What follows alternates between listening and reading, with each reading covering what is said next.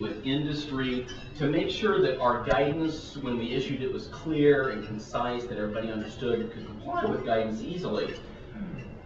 Some of the feedback has been uneven on that on occasion. We've heard words like inscrutable or impenetrable. But this is not due to Tim's work. Tim always did good work for us, and I brought an example. As a member of Tim's staff, Tim provided a lot of guidance to me over the years on how to write guidance so that it was more clear and so that it would have larger effect. For example, this was a draft of a memo that I proposed that had a line in there that said, "The system is too expensive." Tim looked at that and Tim said, "Okay, that's not going to have any impact because, Jeff, nobody has any respect for a one-page memo. And why use one word when you can use 10?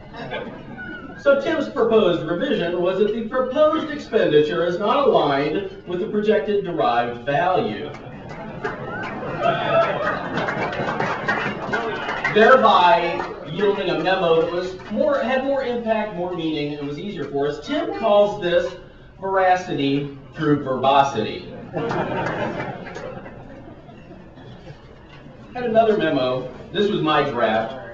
My draft said that the CIO should reduce the number of systems. Tim said, "Well, that's controversial. That's going to put you at odds with some CIOs that may not want to reduce the number of systems."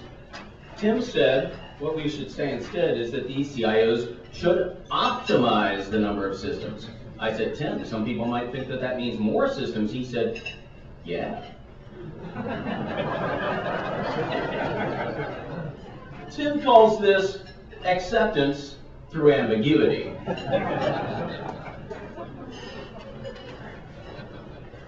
This was some feedback that I gave to Tim. I said, "Tim, you need to call this CIO up." I said, "This CIO is giving us a load of bullshit." Tim thought that was not the appropriate flavor to have with our co-workers here. He provided feedback. He said, "Jeff thinks you offer some fertile ideas."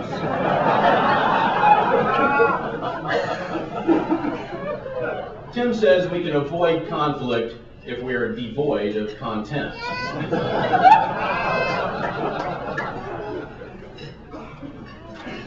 Oh, and this was where I thought I'd finally mastered the Timisms on issuing guidance. I had written a sentence here that said, "This is perhaps not the best course of action at this time." This was something I wrote just last week, and I was surprised when Tim gave me feedback and crossed out what I thought was ambiguous, verbose, and unclear guidance. He crossed that out and he put just the simple word, "No." I interpret this as being Tim Young's exit behavior.